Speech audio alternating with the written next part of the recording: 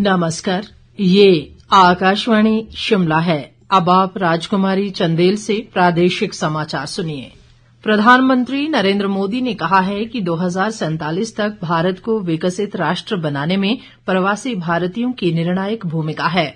वे आज ओडिशा के भुवनेश्वर में 18वें प्रवासी भारतीय दिवस का औपचारिक उद्घाटन करने के बाद जनसभा को संबोधित कर रहे थे। प्रधानमंत्री ने वैश्विक विकास और भारत की विकास यात्रा में प्रवासी भारतीयों की महत्वपूर्ण भूमिका की प्रशंसा की। उन्होंने विश्व भर में देश के राजदूतों के रूप में भारतीय प्रवासियों की सेवाओं को उजागर किया। नरेंद्र मोदी ने कहा कि प्रवासी भारतीयों ने दुनिया भर में उत्कृष्ट कार्य किए हैं और उनकी उपलब्धियां देश को गौरवान्वित करती हैं। प्रधानमंत्री ने प्रवासी भारतीयों को वैश्विक सम्मान दिलाने में भारतीय मूल्यों की भूमिका को रेखांकित किया। उन्होंने कहा कि पिछले 10 वर्षों में उन्होंने कई विश्व नेताओं से मुलाकात की है।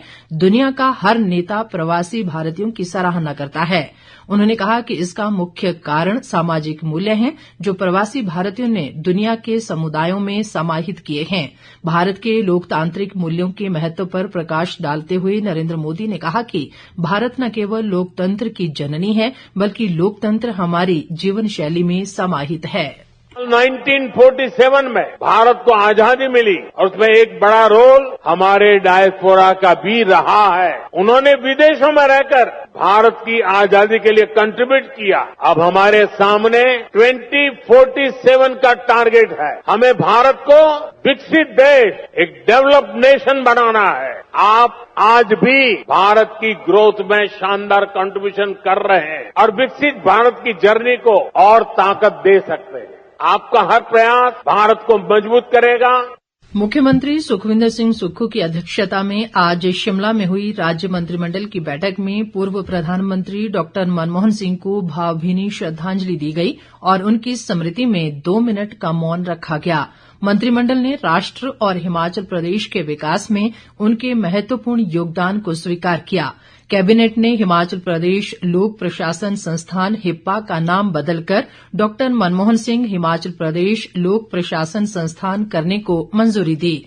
मंत्रिमंडल ने बीपीएल सूची में शामिल उन परिवारों को शामिल करने को मंजूरी दी जिनमें 18 से 59 वर्ष की आयु के बीच कोई वयस्क सदस्य नहीं है।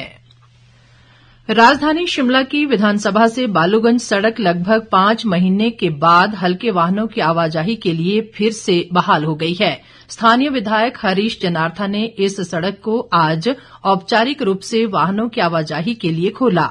बरसात के दौरान ये सड़क भारतीय उच्च अध्ययन संस्थान के पास क्षतिग्रस्त हो गई थी।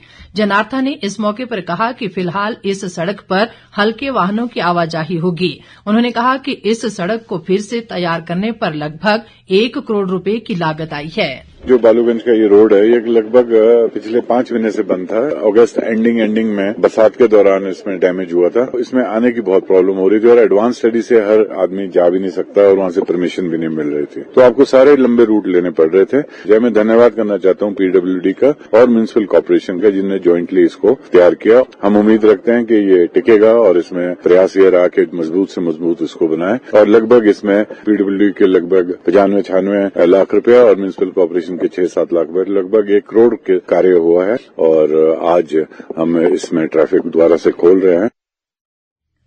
प्रदेश में साफ मौसम के बावजूद शीतलहर का प्रकोप जारी है। प्रदेश के मैदानी जिलों बिलासपुर, मंडी और ऊना में लोगों को घने कोहरे और प्रचंड शीतलहर का सामना करना पड़ रहा है। हालांकि दिन में धूप निकलने से लोगों को ठंड से कुछ राहत भी मिल रही है। राज्य के लगभग 1 दर्जन शहरों में आज न्यूनतम तापमान जमाव बिंदु से नीचे दर्ज किया गया। लाहौल स्पीति का कुकुमसेरी आज प्रदेश का सबसे ठंडा स्थान रहा, जहां न्यूनतम तापमान -11.3 डिग्री सेल्सियस दर्ज किया गया। इस बीच मौसम विज्ञान केंद्र शिमला ने 10 जनवरी तक प्रदेश में मौसम के साफ बने रहने की संभावना जताई है। इस दौरान राज्य के निचले जिलों बिलासपुर, मंडी, ऊना व कांगड़ा में अलग अलग स्थानों पर घना कोहरा व पाला पड़ने का भी पूर्वानुमान लगाया है और शीतलहर का येलो अलर्ट जारी किया है। विभाग ने 11 और 12 जनवरी को राज्य में अलग अलग स्थानों पर वर्षा और बर्फबारी की संभावना जताई है। इसके साथ ही ये समाचार बुलेटिन समाप्त हुआ। हमारा अगला बुलेटिन आप सुन सकते हैं शाम 6 बजे। नमस्कार।